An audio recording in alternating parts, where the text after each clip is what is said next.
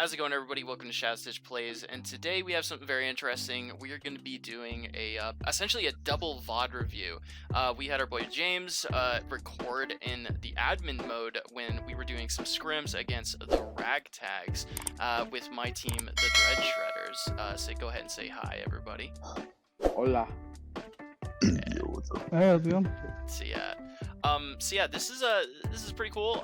We are both trying out new strategies with Hoopa as the new character's out, and I don't think it's crazy to say that this character is literally going to warp the meta, and yeah, that was pretty cool. So I really like this character, and I think that both of us had a very fun, interesting take each on this idea. So I'm gonna go ahead and pass it over to Panda, which is the captain of the Ragtags. You can go ahead and introduce yourselves and talk about what you guys were thinking about when building this comp with Hoopa. Yeah. So we had Q, our jungle. He's been playing Gardevoir, quite carrying our whole team. And we thought, how can we keep Hoopa in the bot lane and mix something up? So we thought, why don't we go Hoopa solo and have the Lucario go towards the enemy farm? No one's gonna expect Lucario in the bot lane. So yeah, I wanted to try it out. We sent our Hoopa top, and I think it was a fun mix-up. You guys will see what happened. Yeah, for sure. And on our side, we're running something somewhat more standard. We do have like the solo top Lucario, and then a bottom lane of the Eldegoss, the Wigglytuff, and the Venusaur. Very standard comp so far. But then we also see the Hoopa jungle, and pretty much everything else is kind of standard on both sides. We see like a Buddy Bear on Lucario over the Focus Band on the Ragtag side, but the biggest change is definitely the Hoopa build. So while Ragtags and here playing more of like a supportive, bulkier defensive set, we're running like pretty much full damage on Hoopa, which is very, very cool. So the idea of this is we want to put get level 4 to Hoopa as soon as possible, and in the jungle, like, that is literally free, basically free, and the idea is we only really need to take 3 jungle farms, and then we can just leave a bottom jungle crab for the lane, and it just helps boost consistency in that bottom lane in case like maybe our Venusaur or like our Eldegoss or something falls behind. So that's very, very cool. And then essentially, the game works pretty standardly, and then Burst Dread comes along. Maybe we get level 9. That's ultimately the goal with pretty much both of our teams, because Gardevoir level 9 and like Hoopa level 9, both pretty good power spikes. Their Unite moves are definitely impactful. And then after that, I think both of our teams ended up rotating the Venusaur into jungle, and this is something that you've seen a lot of teams kind of changing to, because you have like a jungler that's typically really strong. Once they get level 9, maybe a level 11 when they get their first upgraded move, which they can get like off of bot lane farm and stuff like that, and then they just feed the hell out of the Venusaur, which is very, very cool. So am I right on that assessment there, Panda? That's something we've been testing out. We had our sub trying it out today. I think he did a good job. I know guys ran it too. So yeah, for sure. But yeah, this is a very fun, interesting comp. I just really liked that both of our teams, we looked at this character.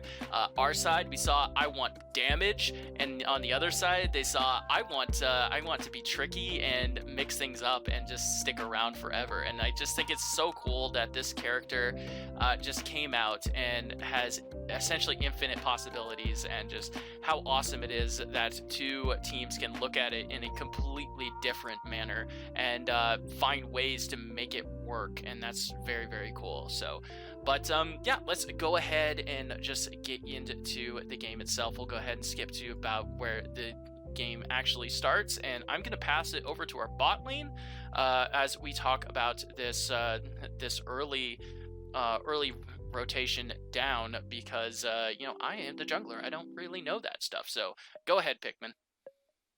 Yo, so we're just doing pretty standard 1-1-3 bot stuff, so just hitting that once to skip it.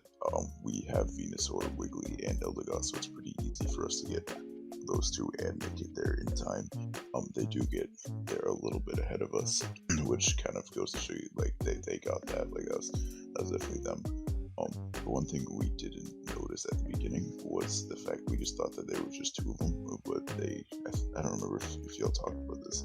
They had the Lucario kind of on an invade here, so like they went and took our jungle in the back while we like competed for theirs, and so I do wind up getting their Autono, but we traded one Autono for and a kill for two Autonos, which winds up being, just because of how early it is and no one's really ahead yet, more XP for them. And because we really just traded just stalling you guys so we can get your farm free. And then they did, and they were very good at that. That's one thing that gets them a very big advantage for almost the entirety of the game. It's just having that. So that was a very good. Doesn't work more than once, but works well when you do have it. Yeah, and you see the Hoopa and the Lucario rotate. So Lucario, right before those Bs, he goes back and does his standard top lane shenanigans. And now Hoopa's here to support the team during longer fights, get them healing, get them back to base. Our Bulbasaur did take the teleport on accident though, because first time playing with, didn't understand the mechanic. No, yeah, it's cool. It was fine. We were pretty new to the Hoopa thing too. I think we've done it for a little bit because we had the jungle whole shenanigans going on. Yeah, but good mechanic. Yeah, it's definitely when you're first playing the character, it's not something that you are used to. Yeah. As the person who plays it, you get to like the character tells you how to play it. Well, if you play with it, you're like have to experience it by using it. Yeah, so you can see here that they're very like, if you look at the levels, like we're ahead with the Ivysaur, but they just go back and take their farm, so they wind up being ahead in the end because of that early advantage and just the Hoopa getting solo top. So it was a very interesting play. One thing I noticed about the Hoopa is that you weren't running muscle band, and I thought that was pretty interesting. Like I wonder like what was the thought behind no muscle? It was mainly that we were running ours as our healer because we've dropped Eldegoss for it. We're running it as like a full utility kind of pick. Yeah, okay. So it seems interesting because I noticed that you dropped the muscle band for the what's it called?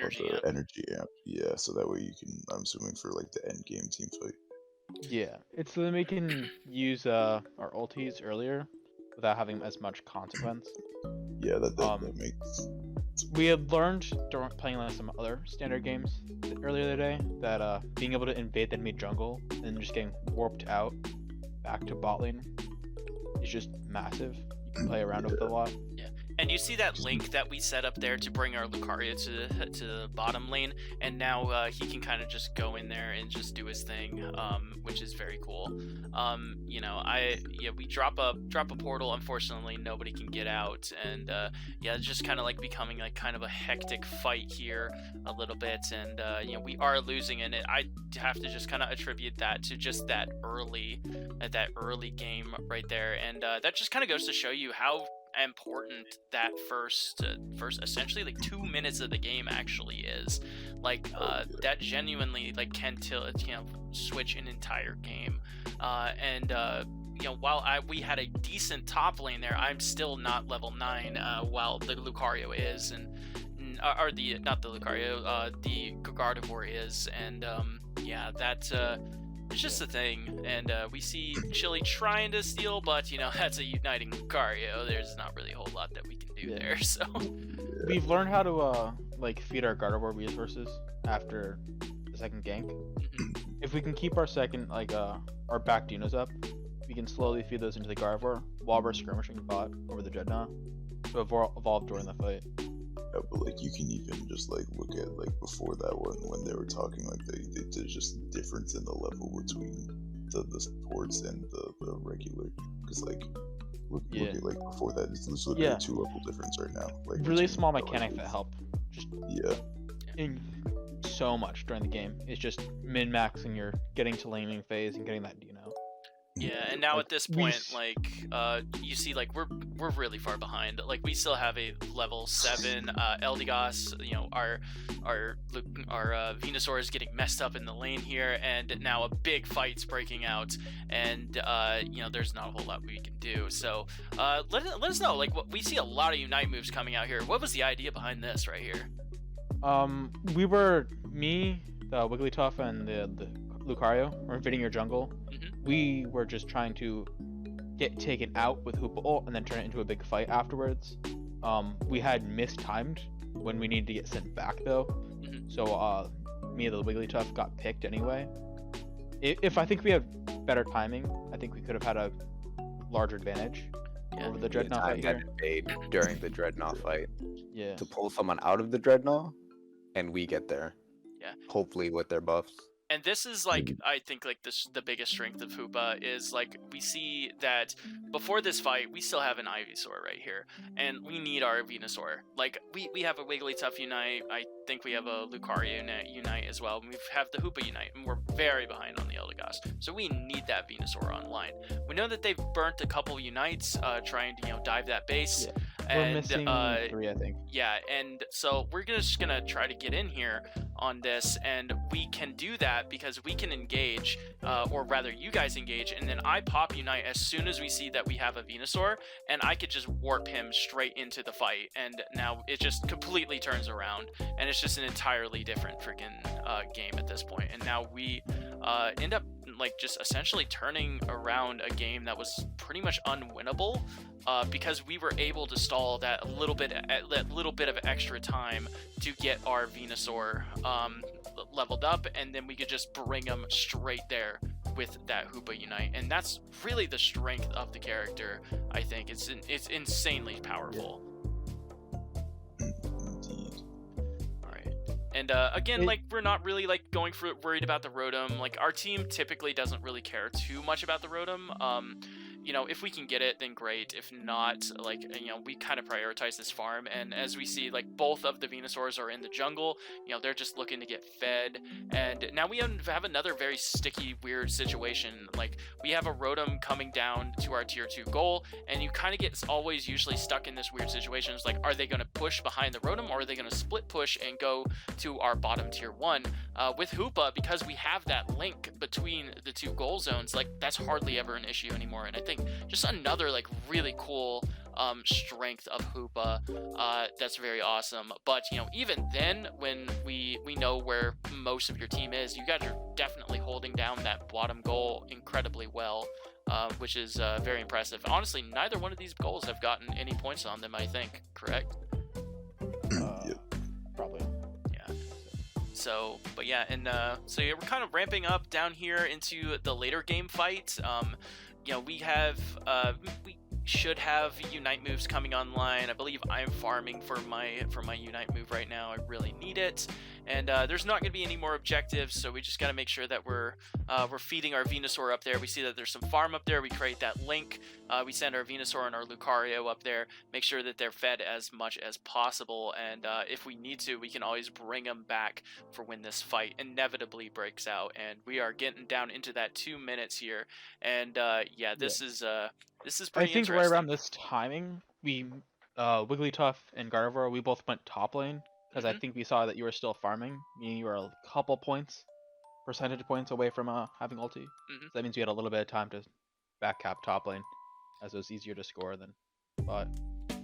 All right, so and now the fight really breaks out right here, and we did bring the Venusaur there, and now we see the Hoopa ult pop, and then immediately they do the same thing that we did and bring their backlaners in there. I kind of get bursted down a little bit before I can even pop my Unite, but we still end up turning around and winning the fight, and that was just a 3v1 essentially, and we call for the burn on the Zapdos right there, and that's just again like the strength of like this kind of like double jungle or split jungle, whatever you want to call it, kind of strategy, like because you could just feed that Venusaur, and it does get a little bit flippy there in the end, which could have been a little scary, but we ended up snagging it, and as long as we can get a couple dunks in, we should be pretty good here.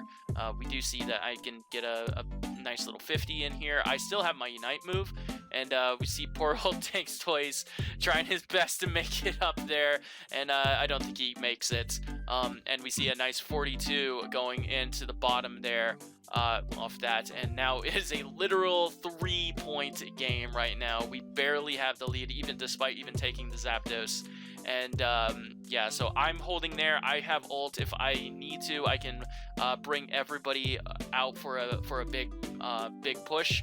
But then here comes the cavalry, and it's just a lone Wigglytuff against the world. Here he is.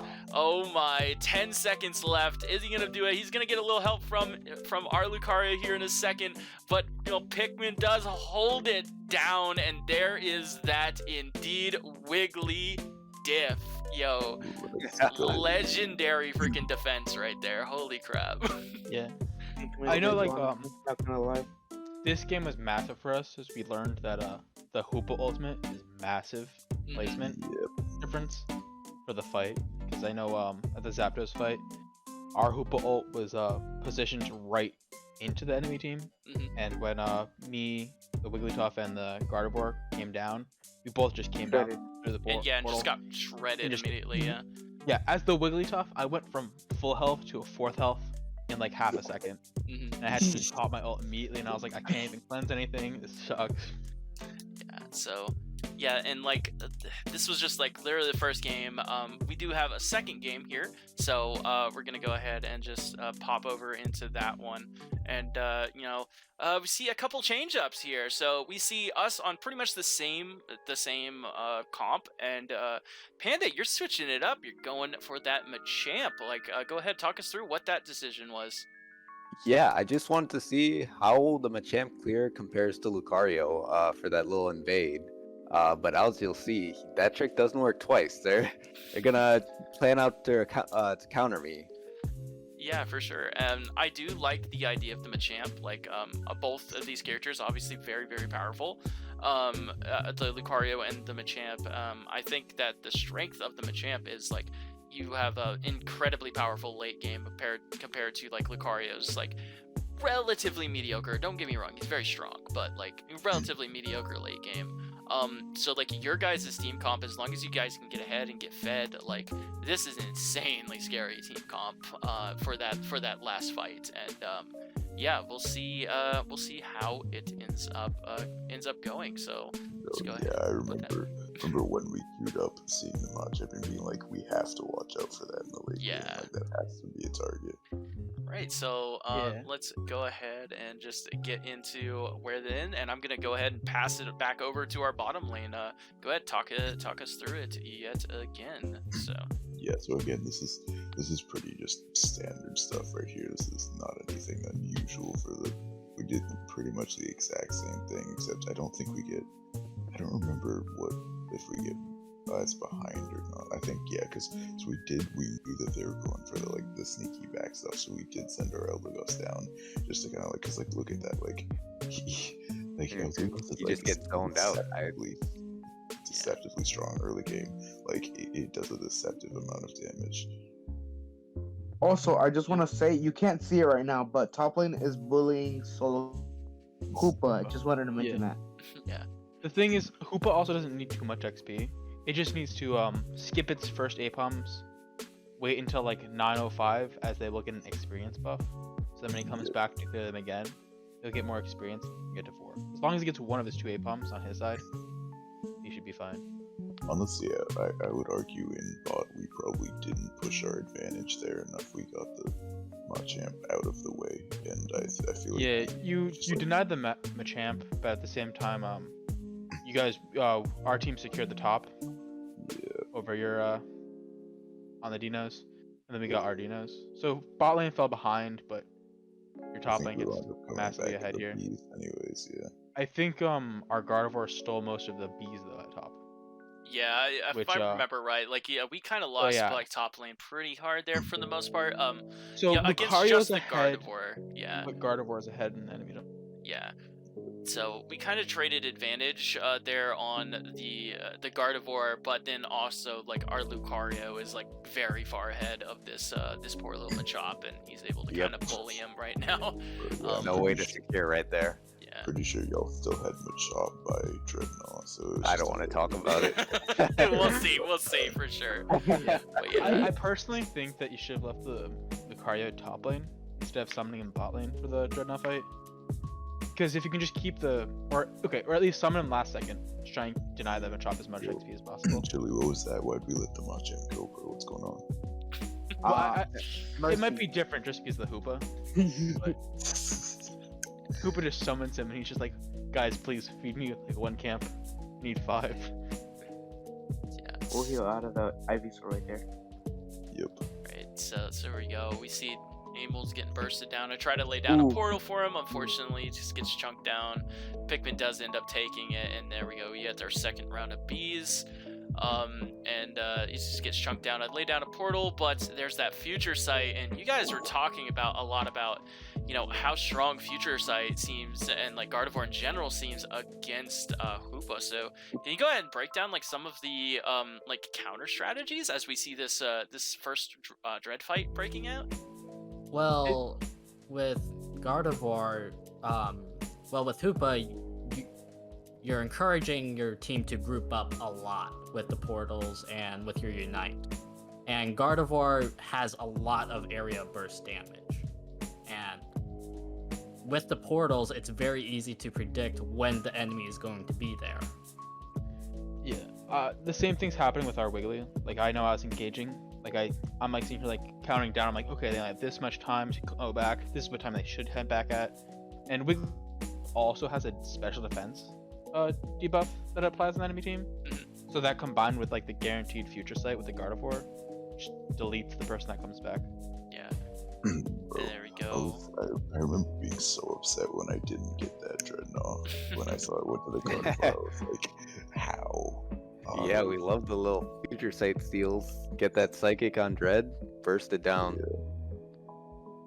Bro, I just remember being, because I was like, because I think it was just like a lot of people on top of it, but I just remember being like, that's crazy. Like, The amount of times that like Gardevoir can just steal objectives because it just has such strong burst, it's insane. It's Alright. like comparable to like a Lucario pup. oh yeah, for sure. And I know like when I play top Lucario for our team, like I almost always play pup. And like just having that's if like, you know, we don't get deleted before we get to the objective. Yeah, and actually, if we look here, we do see one like slight thing keeping the just return and heals in check.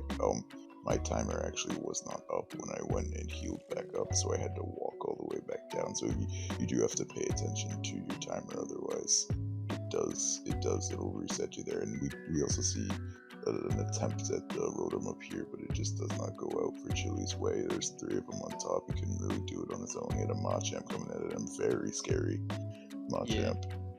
But also another problem because of our comp is like the reason why we also like running Machamp is because you don't have the luxury of just have to play around with a Machamp. So you also have a Gardevoir who can just delete you. So you have like now like 2 massive targets to worry about. And we see again like that play where we pop Hoopa Unite and we just bring everybody, bring the cavalry in, and then there we go. There's a counter Hoopa Unite, and they're keep pushing up their lane. We have a Machamp, beating me down in the back here, and then another freaking Unite there. So I think we kind of really misplayed this a lot. Like as soon as we popped the Unite, and then we kind of like wiped out like 2 or 3 of you guys. Like I really would have. Yeah, I really think that we needed to like just send like me to the objective, or like and like maybe keep like 1 person there. But so I think 2 2 people keep pushing the enemy team. Yeah, I think you should have 2 people push the enemy team. Everyone else should stay. Because I know we run into the same problem a lot of the time. Yeah, so like we see like we've pretty much just like kind of given up this, unfortunately, again, this second dread. We do get a couple pickups here, but obviously we severely lose that fight. I mean, and you think, guys, yeah. it was close. It was a close coin flip. I got the pushing dreadnought, that. the Wigglytuff. just- So Yeah, I was gonna say we were pushing that very early. You get to saw some of the wiggly diff there, but like they just had very like low cooldown timers, I think, because of just how it was in the top lane. So they just got to come back to that fight and then re-fought us out, and we couldn't do anything about it. Yeah, and again, here we are. We're just trying to get some experience on everybody getting those Unite moves back online. We're not really caring about the Rotom, again, as usual, but, we have a whole ass Machamp down here in this bottom lane, and we see a Hoopa portal, so we can't even really go in for a score to try to break that goal, despite it being only on 15 points. So yeah, and we see a big group of people up there, so we create that link. We have 30 seconds till this next Zapdos. We do not want that Rotom barreling down our lane at the Zapdos spawn. So, and there we go. And then I love this right here. We see the future sight just pop immediately on our freaking thing, and that was huge. And that was we were actually just like huge. sitting here like they should probably. I'm like sitting here like they should probably walk back or like. Yeah, but we can just throw the abilities anyway. Yeah, and that's No just like a downside. perfect example of like how well played Gardevoir can like kind of not necessarily fully counter Hoopa, but yeah. And I get kind of Yeah. caught out here, unfortunately, so I have to pop ult just to stay alive, because like my ult is just so impactful. And then we see another Hoopa ult right here, and then we see a Machamp in the back, and I love this play right here. And we see a gigantic Machamp Unite move just barreling down that lane and Gardevoir just into a nukes Machamp up. Unite. Yeah, that was Yeah. insane. That was incredibly well played. Yeah, That you was the guys just like dominated us right there, and that was just very well done. And then we see the Zapdos get taken, and I'm pretty sure that we just kind of wrapped it up there, because man can hope and dream, but not so much, but that was the two games that we had on the Hoopa metagame. So yeah. I think for us, the reason why our Hoopa ult got popped so late, even though we saw yours was popped, was we were like just trying to make sure we saw everyone before we brought everyone down. Because like that. I know like the Wigglytuff and the Champ are topside, and we were just like waiting like, okay, should we get Wiggly ult or Hoopa ult so we can go down? But we need to see everyone first. I think we saw all 5 members, and we're like, okay, commit to this fight now. No, yeah, Which I is think massive that for was a very good decision. Like, we were caught out, and so we had to force the Hoopa out there. You forced it, and you just holding off on that is actually super good, because it's just like during that like second phase of the fight, y'all are just so much bigger. Like we've already used our shields. It's too late for us. Yeah, I think one of the biggest problem with Hoopa is that like because of you're so strong at just with so much utility and repositioning your team, you getting caught out is just disgustingly massive. It's so hard to just because you have as the Hoopa you have to pay attention to everyone on the map so much. And then Yeah, yourself I as agree. well. Because at that second Dreadnought fight, our Hoopa popped Hoopa ult, right? And we all just went in there and died. But then we got Hoopa ulted countered, and then we died. So Yeah. Hoopa. Yeah, it's Hoopa Hoopa diff, ult man. is Hoopa good. diff. Yeah, Yeah. but like this, we have to. I know, like, yeah. Sorry, go ahead.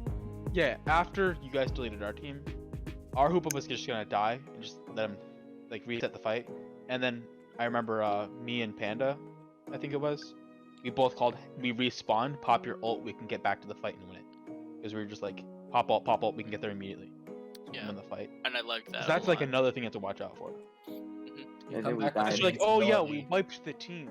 We have plenty of time. But like, the enemy team pops Hoopa ult and then they're all back. And it's like, oh Yeah. god. We Yeah. definitely about that. were too aggressive right there. Yeah. Yeah. For Coming sure. back with invincibility is so big. Yeah, it's kind of broken. Yeah.